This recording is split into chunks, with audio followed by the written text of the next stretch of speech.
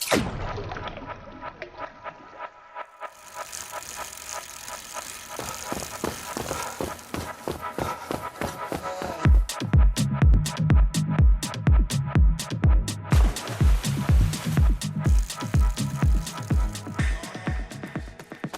everybody, welcome back to Endure, the Athlete Story. On today's show we have James Walton. James is an elite Irish triathlete. He's one of the top triathletes in the country and has multiple podiums at national championships, including an aquathlon national championship. He was junior national champion and was second in 2019 at the senior sprint national championships, to name a few. James is also a triathlon coach and runs New Meta Coaching. They provide coaching and most recently VO2 max testing for people based in Northern Ireland. So it's a great service, and he's a great coach and has a lot of experience, and tells us about that as a junior and getting into the sport and his quick rise to success in his first few years in triathlon. So he's got a lot of advice for young athletes and older athletes as well. But his story is something that I think people can take a lot of value from, and his coaching advice too is brilliant. So hope you enjoy this episode. Again, leave a review, share it with your friends, it would mean a lot. This show is brought to you by EJX2 Coaching. I'm a triathlon coach with a background in sports science. I provide lactate testing for anyone based in the northwest of Ireland, and hopefully we can get more of that up and running again with the COVID restrictions lifting. So if you're interested in getting tested or getting some advice on training or maybe some coaching, please feel free to get in touch. I'd be happy to help you out. You can contact me on ejx2coaching@hotmail.com, or you can drop us a message on Facebook or Instagram at ejx2coaching. So thanks everybody for tuning in and listening. Really appreciate it. Really enjoying doing the show. So thanks again, and I hope you enjoy the show. Cheers. James Walton, welcome to the Athlete Story.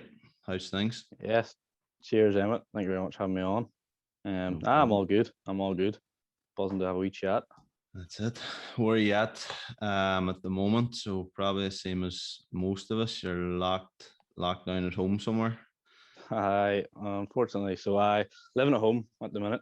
I'm just chilling, not really doing a whole lot, to be honest. As I'm sure you know yourself, like just yeah, not a whole lot. How's the last year, I suppose now, of lockdown been in terms of for as an athlete, as a coach, and your other work? What's that been like? It's been good and bad. Like, so this time last year, like, was when it all kicked off. So I know at that time there was a bit of a scramble. Like for me, racing wise, I had no goals because I was aiming to do my masters and finish that in the summer. So training wise, I was just training away. Coaching wise, like I suppose it was just a bit of a scramble of like flip, where our race is cancelled, like pools are closed. What do we do? So it was a bit mad, just trying to support everyone I was coaching like really well to make sure we kind of kept motivation up and kept working. And then I suppose for me then as an athlete coming into the winter, I sort of hit with a bit of fatigue. I don't know what it is.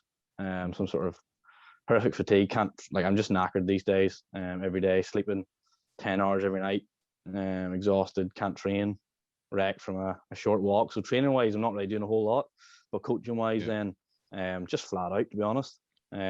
Because like whether races are going ahead or not, all the ones I'm working with anyway, like we set some big goals. Do you know what I mean? So just flat out coaching, setting up a sort of physiology testing business, and that's just been it really, just working away like in the last year really.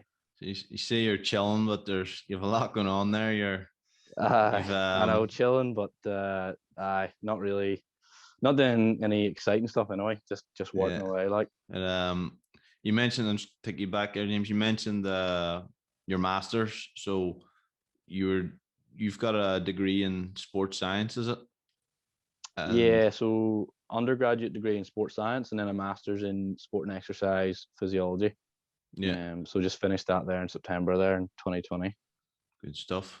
And then from that, you've launched this new, we'll talk about this a bit later, but a new testing service.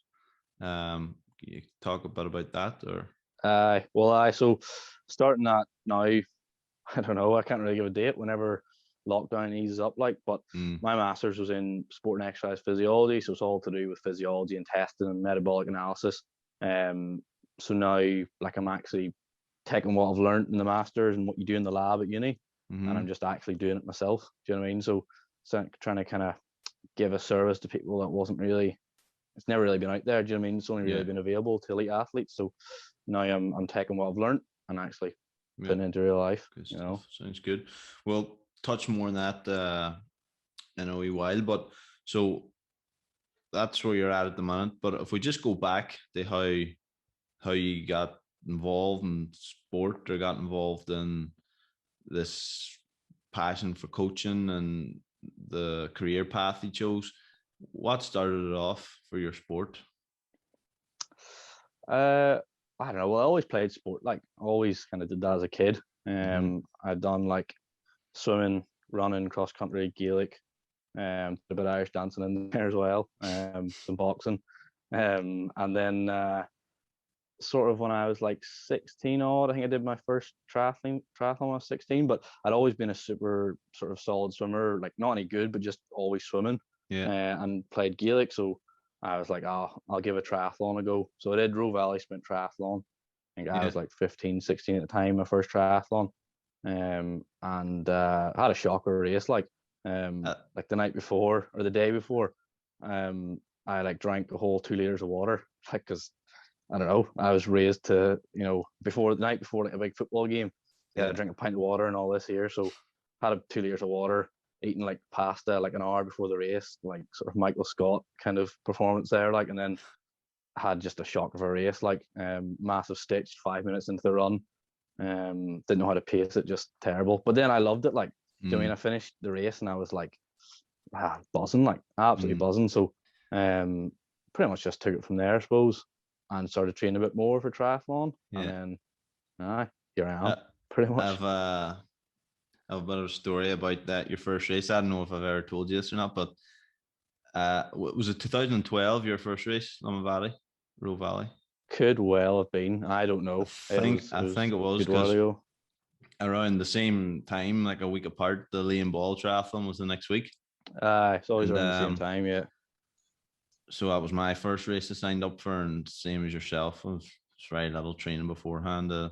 Was doing a bit of swimming at the triathlon club just for fitness, for surfing stuff, and people sort of said, "Oh, this is coming up, give it a go." So I done it, or signed up for it. But the week before Limavady was on, so I was like, I'm going to go down there and see what a triathlon is. I never really seen one before. I was like, I'll get a idea of what way it works and that, just get the experience of it. So I went down and was watching in the pool, and it goes through the heat one, or wave 1, wave 2, and whatever, and then came to the last wave, and there's this wee boy just flying up and down the pool, and I think he swam 9:30 something for your 7:50. It was decent. Like, that was classic, like, young James. Like, like, I used my Gaelic training to improve my running for it.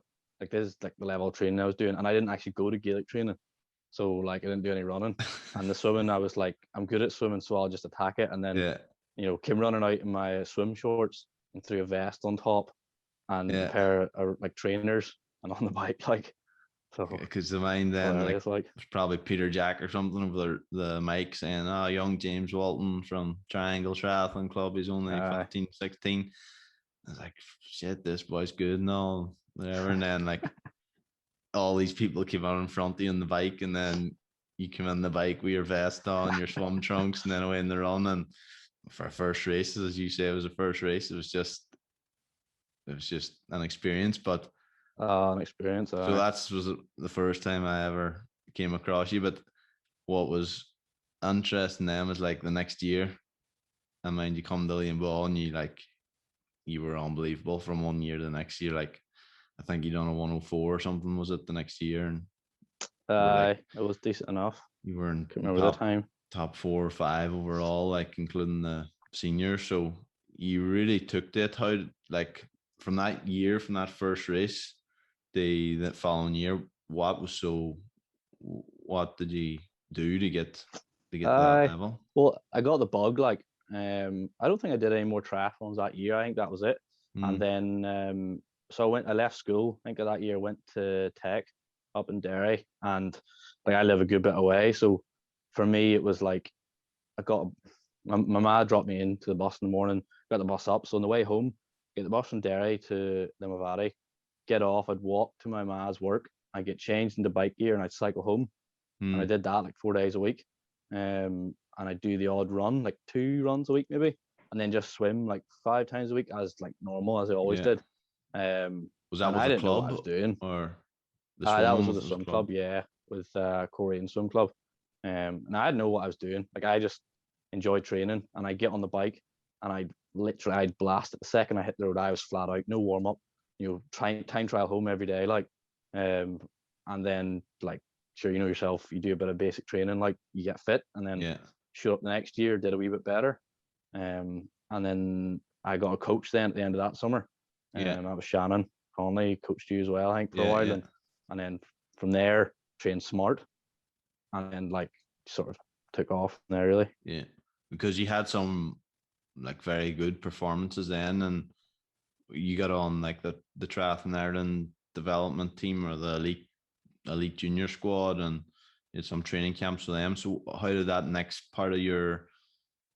Can you tell us about that? Like how that panned out? Well, that was so that would have been the year after my first one. I did that whole year of like cycling home from my ma's work and just getting fitter, not really knowing what I was doing.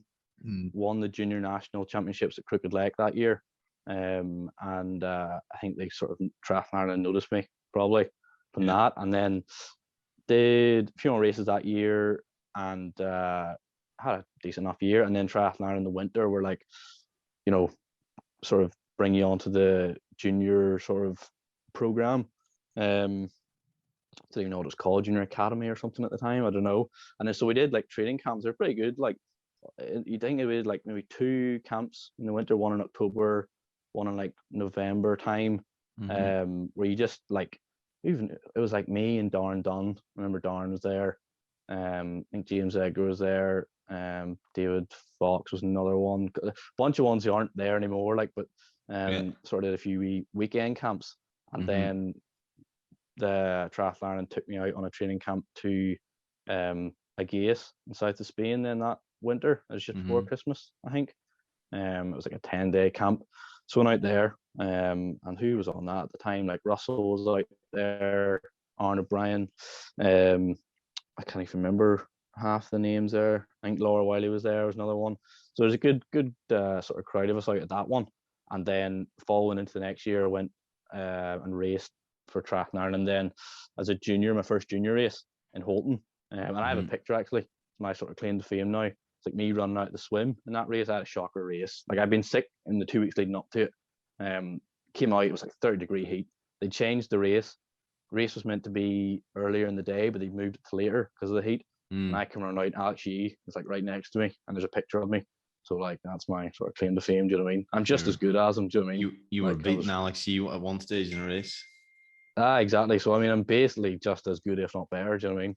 Mm-hmm. But did that there. Had a shocker of a race. Because that was an eye opener. I'd done draft legal racing before, Yeah. and I hadn't a clue what I was doing. Like I just got blown out the back of the bike. And but that was good. Like it was a good experience.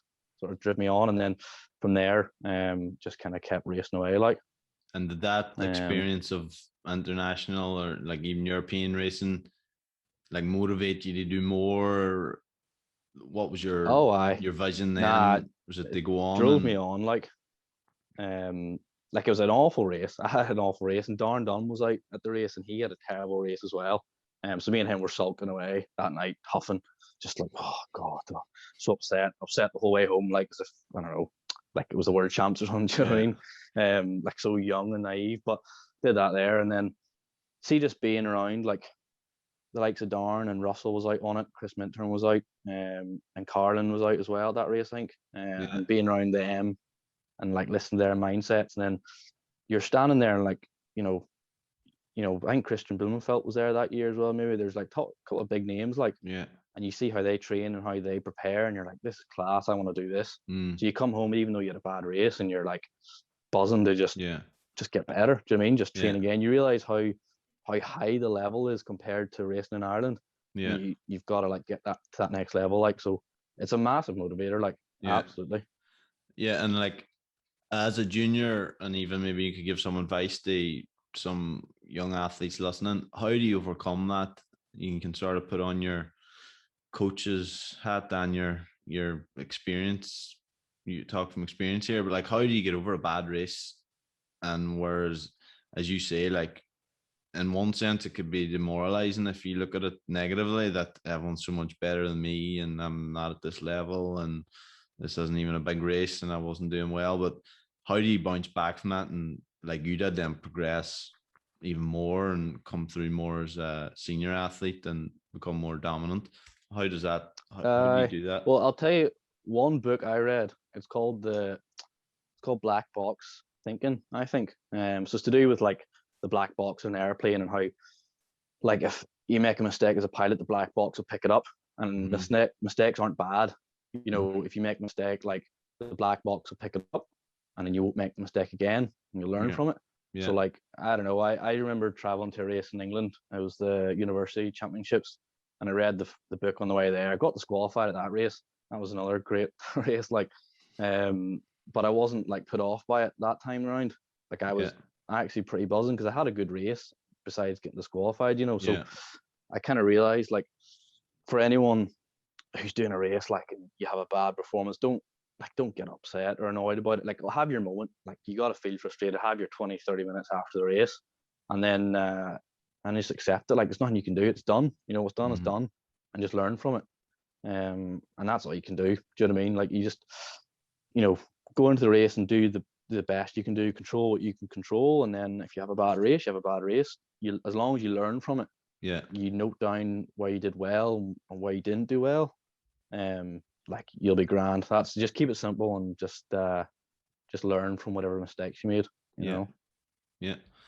And as an athlete who came through like a junior ranks in Triathlon Ireland, and you continue now to be racing locally mainly, what do you think it's going to take for Ireland to produce a world-class athlete? Like, triathlon, like, Ireland has like phenomenal athletes. Like, if you look at someone like Swim Ireland right now and what they're doing, like, they brought in, I think it was Ben Higson from Scottish swimming, and created like a hub for swimming, and like properly supported each of their swimmers and set realistic goals and pathways for them to progress through to each of the levels. Like, so you see Swim Ireland are doing it, right? So we know Ireland can do it. Athletics Ireland are killing it at the minute. So, like, there's definitely the talent in Ireland. I think it's just, I don't know, it's just having the support for athletes. Do you know what I mean? Like, I think when I was a junior, like, we had good wee weekend training camps, which is good, but I don't know, like, you look at somewhere like when I was in Leeds there for 2 years doing my masters, and you're training in the Leeds Triathlon Centre, like, that's one hub in the whole of the UK out of like 5 or 6, and in that hub there's 3 or 4 coaches, and there's like, I don't know, 30-40 athletes, and like, those athletes have that support.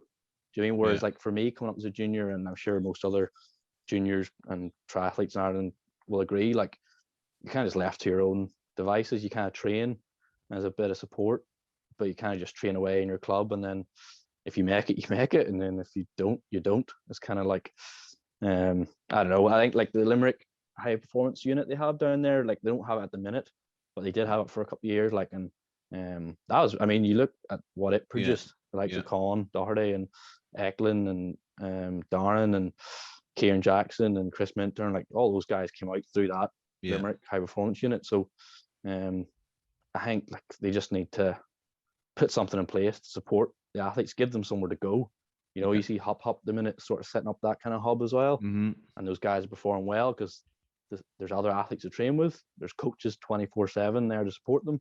So like it's absolutely doable. You know, other sports are doing it. So I don't know, as you triathlon say, just needs to do the same. We have a lot of good athletes, a lot of good young athletes. Like you show up to these races, and there's 16-year-olds that are podiuming in senior races. There's 18-year-olds, and like you're going, where do these come out of? But then you're thinking, oh, you're going to see them racing internationally or whatever, and it just seems to be there's not that execution of getting young athletes to the next stage. And maybe it's like our triathlon is still like in its infancy. Really, well, I say that, but it's got a long history at the same time in Ireland, but it just feels like there's, as you say, like a hub or somewhere that is just like a hive for triathlon, and they produce more athletes. I mean, like other it. countries are doing it. Like it's the step up from junior to under 23 is big, and the seniors bigger again. Like so, it doesn't matter where you're from or who you are. Like it's the step up's big. Like unless you're a young superstar, like it's going to be difficult. But like there's so many countries are out there showing that, like, you know, you create a bit of a hub, and you set up the support. You know, you have coaches and you have physios, and you know you don't need all the fancy nutritionists and S&C coach. You don't have to have that. You just need, like, you know, a good place of like-minded people working together, like, and you can do anything. And the belief, would you say you need the belief? Like you seen it? Yeah, like see, like in Leeds there, like the atmosphere is so, I don't know, it's chilled. Like it's so chilled out. Like you're showing up to sessions, and like see the open water sessions we did there, like I'd show up and like we're standing on a pontoon doing sprint starts, and like Gordon Benson is to my left, and then you've got Johnny Brownlee and Alistair Brownlee and Alex Yee and Jess Learmoth and Lucy Hall. I mean, the list is endless of like, you know, world champions and medalists or whatever. But like, it's just a chilled atmosphere. But at the same time, everyone has their clear goals, and the coaches are chilled, but also super supportive. And they all have a belief of like, you know, why can't, like, I absolutely can win Olympic gold. Like, why not? Do you know what I mean? Like, I'm training with Alistair Brownlee. He's a gold medalist. So like, I can do it if he can do it. Definitely. You know what I mean? So I think it's creating that atmosphere and then giving that belief to them. As you say, there, like the sky's in Ireland, it feels like maybe, and you'd know more than me, like scattered. Like there's and even in your time, for you, there's a good group of junior elites and under 23 elites. But like, as you say, they're all, and that's, I don't think you can put all blame on like triathlon in Ireland or anything like that, but because it's people's choice whether they stay at home or they're willing to move for university or they're willing to leave home, that sort of thing. But like you see it with the Joe Filio group, like that's a group of world-class athletes, but when they're together, they just seem to even do better. And definitely, I think it's just giving them the choice. Yeah, like, you know, I mean, you're saying there, like, you don't have to go to you know, have to stay in Ireland, like absolutely not. But it's just giving that choice. Like I think the prime example is you're at Limerick a couple of years ago, like, and producing some pretty class athletes. So we know we can do it. I mean, it's there. It's just and hopefully like what Gavin's doing with Hop and like it'll draw people there if they want, if that's what they want to do and make the decision. At least as you say, there's something there. It has to be there. If it's not there, it's not going to happen. But and even with the Norwegians and the rise of them in the last few years, you hear them talk about like that's one city in Norway, in Bergen, and you have like Gustav Iden, Christian Blumenfeld, Darnes. You have best in the world, like a few of the female athletes, Stina Dahl, and a few others. Like they're all from that same area, and they're just taking over. Or they're on the rise, and they're all like, very young. Exactly. No, they've just got a smart coach. Do you mean their coach is great? They've got, and they're in a wee group, and it's like they just kind of believe it. Like, you know, Blumenfeld was a young sort of superstar, and I think those boys training with him were like, all right, well, if he can do it, then I can do it. And then you've got Gustav Iden coming through, and do you know what I mean? So I think it's just setting up that atmosphere again, that kind of group thing, and supporting them, and then like literally anything's possible. You know, and again that belief, because I've heard from that Norwegian coach Harald Fighten, I think his name is. He's like, when his athletes talk about him, they like he tells us that we can be world champion. He's not training us to like, obviously there's stepping stones, but he's not training us to say, oh, you can be the best in your country or your town. Like, he's saying you can be the best in the world and letting them believe that. And I think within Ireland, we need that sort of belief as well. I think Ireland always see themselves underdogs, or like, it's maybe for someone else to do, but and it's great to see and support like the athletes that are on that pathway of like of the Olympics and stuff. Russell and Con, Caroline Hayes, and like, you want to see them do really well, and you want them, like, hopefully they have the right support that tells them you can do this, like, you're in a great position, and they have the patience and the enjoyment just to get there, and not. I know. I mean, you look at swim, bike, run right now.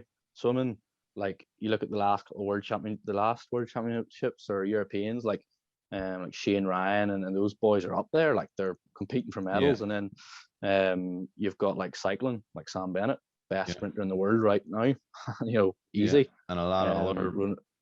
And then you go to like athletics, and you've got, I don't know how many are in world championship finals and medaling, and it's like, I mean, like, the talent's there. They have the support. So absolutely, I think if triathlon in Ireland sort of gets the right support in the next few years, like, there's a good few coming through, and we could, maybe see a few Olympians or medalists, Hopefully.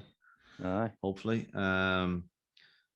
So just then, James, you continued the race, and as we mentioned at the start there, you have some national champion podiums to your name, national champion, you're a national champion aquathon, junior national champion.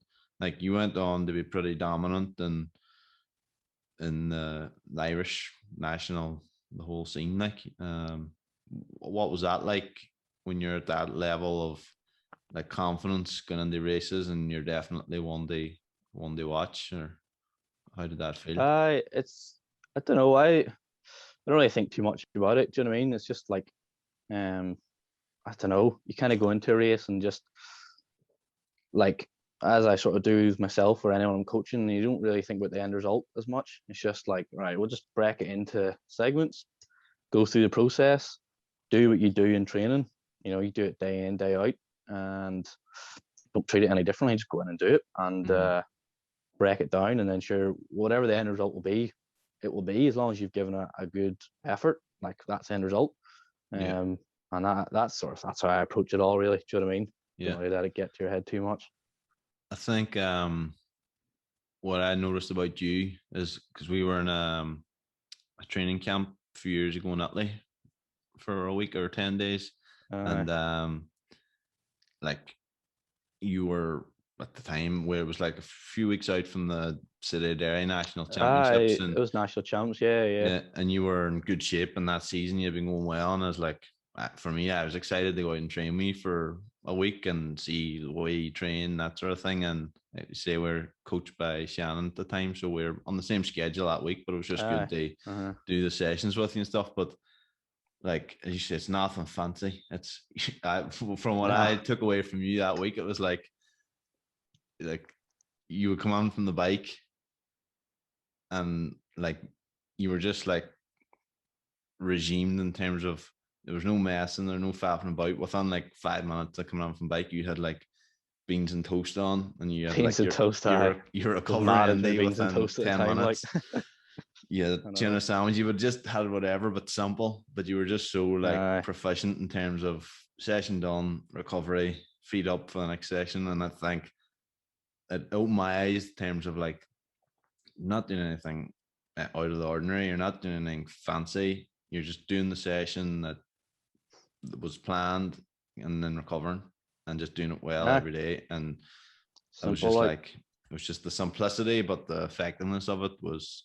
Well, I think I got that there as well. Like, when when I went to Leeds, I sort of went there, not gonna lie, for triathlon. Like, I know I went to do a master's, but like, triathlon was kind of the big motivator. Like, but I sort of went there thinking, right, I'll get answers here. Do you know what I mean? I'll find out what's going on. What are these boys doing? And it's just so simple. Like, see all the years of swim training with clubs and running and biking and triathlon. You show up there, and it's like, they've got, for swimming, we've got like a simple 4 zone kind of system for dictating your speed. And it's purely off effort. Like there's no times, there's no heart rate. It's just like, we'll go easy for 1400s, and then I want you to go hard for 450s. And like that's it. And then biking, it's just like, right, we're going to do a few laps. You're going to do 2 laps hard and then like a lap easy. Running, we're going to do like a build run of like 5 minutes, like a little harder, and then another couple of minutes harder. And it's like, I don't know, there's no fancy gear, there's no fancy sessions, like, and it's just, as long as you show up every day, and you just do the session, like, and then sure, look, how many Olympic gold medalists have they got over there? Do you know what I mean? And then I came out and had my best year ever off the back of that. So like you say, like, it's just simplicity. You don't have to overcomplicate it. Like, just keep it chilled, like, you know. The new like technology is great, and heart rate monitors, power meters, lactate, VO2, which is great and great tools. But at the end of the day, they're only supplementing doing the basic work. And like, I'll tell you, see, when we did open water sessions, I did. Oh, it was bliss. I didn't hear a single Garmin. Oh, it was class. Like, you didn't, you know, you shut the open water session, all you hear is the wee, like, you know, that beep with a Garmin when they pause it and they start it. Not a noise, not a watch to be seen. The same at swim sessions in the pool, like to even run sessions. There's no, like, just do the session, just get it done. Do you know what I mean? So, it's good to see like the both things, because if we use the Norwegians as an example, if anyone follows them on Strava or Instagram, it's lactate, it's power or stride meters in the runners, power meters in the bike, VO2, and it's good and for yourself probably, and for me, like sports science background, I'm interested in it and I want to like know about it. But at the end of the day, when you look at their training, they're doing simple sessions, they're doing 50 minutes, 60 minutes worth of threshold work, broken up, recovery intervals. They're recovering after the sessions and they're doing it day in, day out, and they're getting it right. So in one sense, they enjoy it and obviously they're on board with it. And then you hear someone like Alistair Brownlee talk about it, and he's like, he knows his body and he's doing maybe not the same thing, but he's doing the same thing in terms of training that works for him and recovering from it, and he's doing it daily. No, it has its place. Like, do you know what I mean? Like, those boys, like Alistair and them ones, like, they're doing the right stuff, but at the same time, in the background, they've got the sort of support. Like, they're doing the testing in the lab, and they've got all the data on the bike. But I just think I don't worry about it too much. And that's in the problem, session, I think. You know, I think people kind of focus too much on like setting up their smart trainer, and I have to hold 300 watts because the smart trainer's held me here to it. But it's like, it's not going to happen in a race. So, you know, but it has its place, you know, that kind of stuff. You have that technology side versus simplicity, and merging the two is quite the art side of endurance sports and coaching and racing. Like, in your coaching now, would you say you take like a scientific approach, or would you lean more towards that simplicity? Or tell us a bit about your coaching style. That's a balancing act. Like, it's kind of a bit of that's an art in itself, is kind of like not being too data heavy. So like, sort of from an athlete's perspective, right, I'm not a big data person. I always train like a lot of time off heart rate, a little bit of power, or how I feel. And I kind of would coach that way, and, you know, do sessions on how you feel. But from like my academic background, like, I'm very much data heavy as a physiologist. So I suppose as a coach, like, kind of how I work is in the background, like, I'll be doing all the analysis, and I'll be going through all the data and planning training sessions and weekly sessions and periodizing all very specifically. But then when it comes to coaching the athlete, it's very much just get to know the athlete, coach them for who they are, and don't really overcomplicate the sessions. Like, because like smart trainers at the minute I hate them. Like, see, as a coach, like, piss me off sometimes. Like, you plan a session and then the smart trainer ends up faffing about and it doesn't work, and they're like, oh, the session's done, I can't do anymore, and it's ruined. I was like, oh, like, you don't have to use the erg mode. Like, you can go off how you feel. Do you know what I mean? And people want specific power outputs when it's really like, you know, just go off how you feel sometimes. Do you know what I mean? But so it's kind of getting that mix of the two. In the background, I would go more on my own, very data heavy, and when coaching, it would be very much sort of person centered. You know, that's my sort of approach. And like, for an athlete, and obviously every athlete's different, you're going to have like you might be coaching elite athletes that all they do is train and recover, or you're going to be coaching somebody that's full-time work and has a family and they're balancing that. So every athlete's different. But in terms of an athlete that might be like hung up on that data and stuff, what would you advise in terms of like, because I think like a lot of athletes, especially like age groupers, like don't know how they feel. They're letting their numbers tell them how they feel. So how do you like come across? How would you do that if you came across an athlete that he finds too reliant on the data? Uh, that's a hard one. Like, because there's some people I coach that their personality and their jobs are very much data driven. So, like, they work well off that kind of approach, but at the same time, you still have to get it across to them that like you need to go off field sometimes. Yeah. So like sessions I love throwing in for people like is like a blind ride, and like some of them hate it. Like you just send them out, right? No Garmin, like no data, nothing, and I want you to ride a certain sort of RPE of how you feel, and I want you to record the session, but don't look at the Garmin, have it taped out or something. And when we look at the data afterwards, or like just send them out on a blind ride with no data or nothing. And then it means like say on race day, like if your Garmin dies on you in an Ironman and you're relying on that power data, like you need that, and that's all you've lived off for months in training. If that goes, like what are you gonna do? Do you know what I mean? So like it sort of depends on the person. Some people do like really need the data. So you have it in there, but you also take that wee bit of approach where take it away from them every so often, you know, and let them sort of learn from themselves how to train without it as well, you know.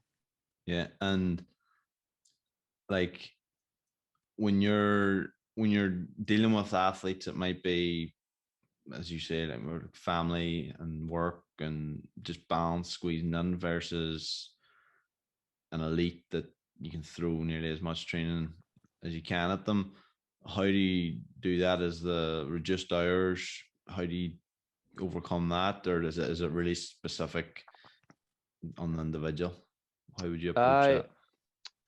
suppose it's sort of just the same philosophy with everyone, regardless of your background. It's like keep it simple, keep it consistent. That's the basics. In terms of like sort of making it specific to each person, it's kind of finding out like starting out small for someone who works a full-time job and has family and they've got kids and everything. It's finding out, okay, when can you train in a week? And we'll maybe plan for half of that. And we'll keep going until we find their limit. We find the limit of what training they can balance without feeling too tired, without losing quality, without losing time with their family. We'll kind of pull it back a bit. Do you know what I mean? So it's just, to be honest, it's kind of like a puzzle as well. Like you've got to put all these pieces in the right place, and it takes time. Like it doesn't happen overnight. But as long as you're always keeping it simple, and you aim for consistency, like then you'll be successful. Like that's just straightforward as that. Like Yeah, I think if you're avoiding injury and you're avoiding illness and avoiding time off training, and you just do a consistent block of training for a period of 7, 8, 9, 10 months, you're going to come on the race season in good you'll be shape. flying. Like exactly. As you say, it's nothing fancy and depends, I suppose, on the athlete. Because even within a few athletes that I coach, like as a group, we have the same schedule. Like we'd train as a group, 5 or 6 of us, and we have the same like schedule, but there's different jobs within there. There's different like a few of them manually work, a few of us aren't manual workers. So there's different like things there, like there's different based off like testing that we do. Some like might need more threshold effort, some might need more aerobic work. So it's like a general like thing, but there's just slight changes session to session, and like I would say 80% of the sessions are just the same, but it's just them slight tweaks just to get what ticks for exactly. people. It takes time. You know what I mean? It's just finding like some weeks will be rubbish, some weeks will be great. But it's just finding what works for you. Do you know what I mean? You're not gonna have the same program as anyone else, like it's gonna be different. So like you just gotta be patient with it, keep it simple and consistent, and you'll be flying like. As a coach, James, do you ever encounter any difficult athletes in terms of, when I say difficult, I mean just like Arseholes. Got a few like of them, just aye. Just in Joking. terms of like when you, it's not always a bad thing because even like some younger athletes I work with, like it's just trying to get in the same wavelength, and they might do like something that they think's right, and they might do like, I was feeling good, so I done 2 extra hours in the bike. Like, no, don't, because we have Don't this do that. tomorrow or something like that. And how do you get that relationship with athletes where you can like trust them and they trust you for the Well, I suppose I was that athlete. Do you know what I mean? Like when Shannon started coaching me when I was younger, like I don't know how um, many times he was telling me to back it off. Like I just rem- wasn't listening. I remember one So time, sorry to interrupt you, but would I you meant mind? just as you say Uh, that, we had an easy day out in that athlete camp. gee, And I think that's right. we had an easy 90 minutes, and I think we done Yeah. 85 minutes easy. And Uh, just 5 months from home, there was like a half an hour climb that we turned off. We should have went that was left all. downhill That was home. Big Sean. We That turned was his right fault and for went that. up a 30-minute climb. And you and Mark and Sean raced it. I just rode it steady, I think, because it was probably too fucked It was brutal. No, to that stay was not away. an easy climb. That was the tough climb. Like that was a good 30 minutes solid climbing. Like that was brutal. Yeah, Absolutely. it wasn't a recovery. So I'd say we've both been on the other end of that. But then as coaches, you sort of, that's not what you want. So you want, Nah, but it's just kind of. I think it's educating the athletes. Do you know what I mean on what they need to be doing? Like so, I'm sort of doing monthly sort of webinars with all my athletes now, mhm, sort of educating them on stuff that they need to know. So like this next one, I'm kind of preparing the next presentation at the minute. It's on cool. just the basic principles of training. So like we're going to go into like sort of polarized training and why we do what we do. And Yeah, like my aim is to give them evidence of like, if you do training at this intensity, like at low intensity or whatever, you have these adaptations. If you go away from that and you do too much high intensity, these will be you won't get these adaptations. yeah, So I think it's just educating them, mhm, and giving them the sort of knowledge, and then they can go off on their own, and they yeah, know that the boring 45-minute run that they're doing at an easy intensity, it has a purpose. Do you yeah. know what I mean? So That's it's really just good. giving them Yeah, that kind of purpose, you that's know. good. So they're on the same page as you then. So when you send through Aye, training, they're not exactly. saying, I wonder what this is for. Like they're on the same wavelength as Aye, so you, when and they're they asking like, oh understand it. flip, that's another, you know, like another easy bike on a Wednesday, an easy run on Tuesday. I don't want to do that. I'm not train Mm, harder. But like when you give them that, kind of education kind of stuff, and that kind of they're on, like you say, they're on the same page as you. Do you know what I mean? yeah, So aye, no, it helps. Like, yeah. And I'm just remembering as well, probably another time that I don't think would be highly advisable now from a coaching perspective is there was a race in Longford, a national, I don't think it was a national champs, but it was a national series, super series race. mhm. Um, for a few years, Ireland had like a super series draft legal, and it The was draft legal it super was series, exciting yeah, it was, because, for like as you say yourself, your first experience was abroad, and for me, like I didn't have any. There was no draft legal race in the first few years, and then there was an yeah, opportunity, so it was really exciting. And draft legal, and everyone was at them. It was always high quality uh, races, but we're in Longford, and I think you were entered. And I was chatting to you the week before. You're like, "Nah, I can't go. I'm sick. I was sick all last week, I and I've I been just well. I hadn't been well for like a month before. Just been really tired. That was after I think the Italy training camp.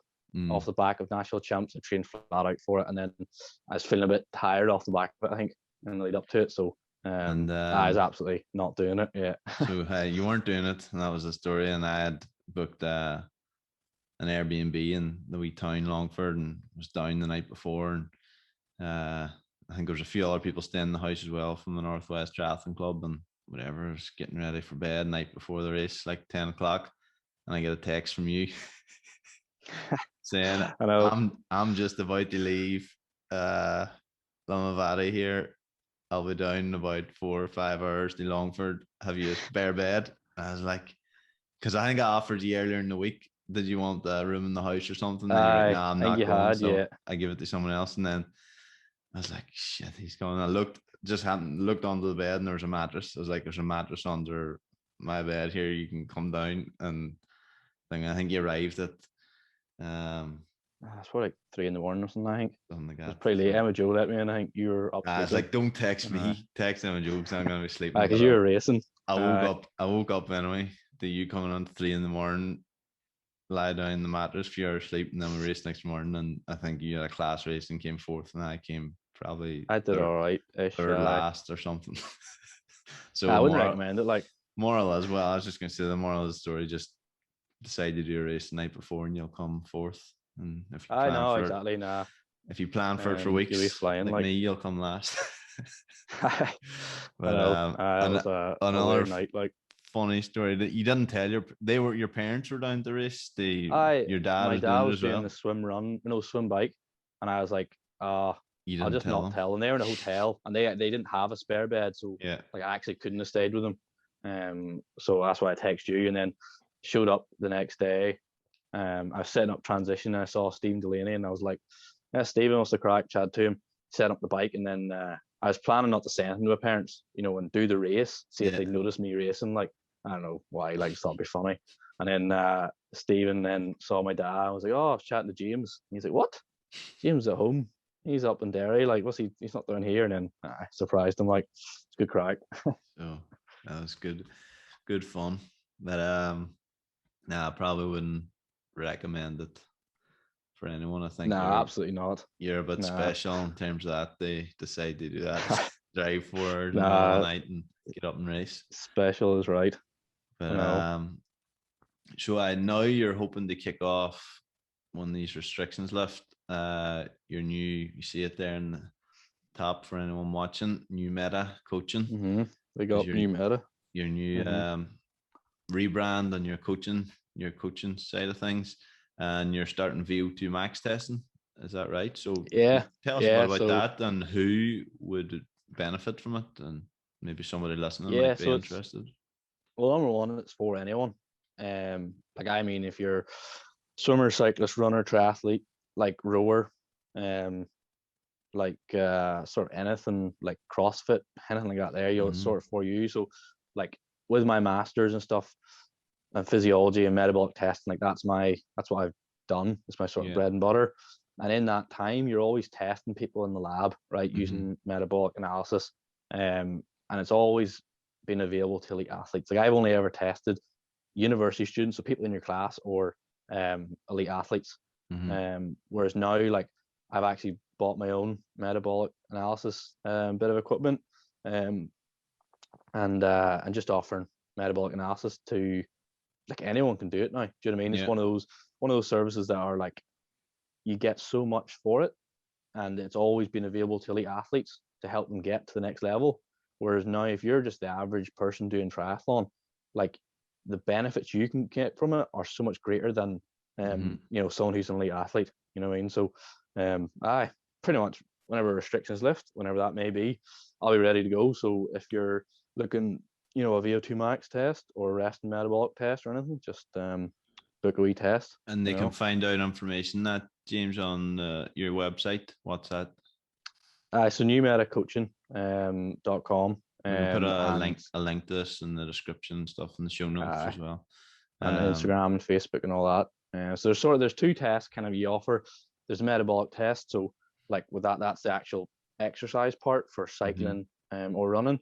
And from that, we work out your cardiovascular, respiratory, and musculoskeletal strengths and weaknesses. So, like, we'll go into great depth in terms of, like, literally how much oxygen you breathe in and out in each breath, the pressure of that air. Like, we'll look at your cardiovascular strengths and weaknesses, the ratio of, like, VO2 to heart rate. We'll look at VO2 max. We'll look at carbohydrate and fat oxidation. Like, it's the gold standard, of determining your fuel use, and then rest and metabolic tests as well. And could you explain for anyone listening that's not sure, because I think a lot of people associate a VO2 max test like a number. How high can I get my VO2 max? And it's like an ego thing of who's got high VO2 max, which really overall isn't like the limiting or pretty pointless, like, determining factor. But the things you mentioned there in terms of carbohydrate, fat oxidation, how important can that be for someone, say, planning nutritional strategy or getting training zones for an Ironman, half Ironman? Like, how would it benefit someone in that position? Like it's like I say, it's the gold standard. Like you can't get any better than it. So so with this testing, right, we'll work out your training zones and we'll work it out. It's not based off of an equation. Like if you get a test, I'll show you literally where each zone starts and finishes and why it starts and finishes there. So you'll be training like you can't train more accurately. If you're someone who's struggling with like nutrition and fueling on the bike and you're bunking after a couple of hours on the bike, like if we do a test and we find that you're burning, say, a lot of carbohydrate, there you go, that's why you're bunking. So we've got to then adapt your training to increase fat oxidation. So essentially, like, you're not training blind anymore. Do you know what I mean? Yeah. Like there's no more thinking I need to do this or do I do that, or I read in the magazine that I should do this. It's like, oh, I did this test and literally I'm weak from a respiratory point of view or from a fueling point of view. Like, do you know what I mean? Like there's no more training blind. Yeah. So like if you're someone who's new to the sport or looking to get a little bit better, like it's be up there with one of the best investments you can make, in my opinion. I know that's biased, but like genuinely, like it is, you know. Yeah. And I'm like that's backed up across thousands and thousands of science papers and literature research like, and stuff. So it's not, you know, the elite athletes are doing it. There's countless research papers out there for it. Do you know what I mean? Yeah. Like the evidence is there. Like it's so beneficial. Yeah, and it's like people can actually use the data and they can use it's not like, because people see, as you say, magazines, websites, Instagram, oh, pro does this. I seen a video of such and such doing this session. I'm going to do it, but maybe these elite athletes have worked out what sessions they need for them, for their race, specific race coming up. And you copying that isn't necessarily going to get you fit. You could need, and based off the test and the VO2 max test you provide, you can see exactly where your weaknesses are. You might not need to do more harder work. You might need to do more endurance work, depending on your race coming up. So definitely check. Like it sort of goes back to, like, you know, we were chatting earlier about like how do you plan training for someone who's elite and someone who's working a job and finding what works for them. So like if you're someone who's working like a job and got all these different things going on and you've got a different background coming into triathlon and different goals and whatever else, like you are not going to have the same training as anyone. Like it's going to be different. Yeah. So you come in for a metabolic analysis, like I will literally pinpoint to you if you've got a respiratory limitation and whether that's a capacity. So if it's you just can't breathe in enough, so you need to increase your volumes that you breathe in at rest, or if it's a capability problem. So like if you're not breathing in enough during exercise, if you're not burning the right fuels, like, you know, there's so much you can work out. And like it just means that no matter who you are, like you'll have the most individualized training plan possible. You know, you'll know exactly what to do, regardless of your background. That's just going to take you in an upward progression. I don't see a negative from it. Do you know what I mean? Like you're only going to get better. You know, so no, it's great. Like, so definitely anyone that's interested, check it out. I'll put the link in the description in the show notes, and you can check out James's website there. And he's a good guy, so definitely check him out if you're interested. So James, thanks a million for coming on. I think we've used up enough of your time. I appreciate. I think people are sick of listening to me, if they're still listening. I appreciate you coming on. No, it was very interesting from your coaching perspective, your time as and continuing time as an athlete, and your perspective on that, and a bit of crack and a few stories in there as well. So thanks very much for coming on. Really appreciate it. Thank you for having me. Cheers. Thanks, James. Cheers. So, show's over, everybody. Thanks for listening, and thanks to James for coming on, sharing his experiences, his coaching advice. Hopefully you get some value from that and can use it in your own training to improve your own performance. If you enjoyed the show, please leave a review. Please let us know what you think, and share it on to somebody who you think will enjoy and benefit from as well. That would mean a lot. We will be back next Wednesday. Another great guest lined up, and the next couple of weeks we've got some really great guests, so looking forward for you to hear them. Stay tuned. See ya.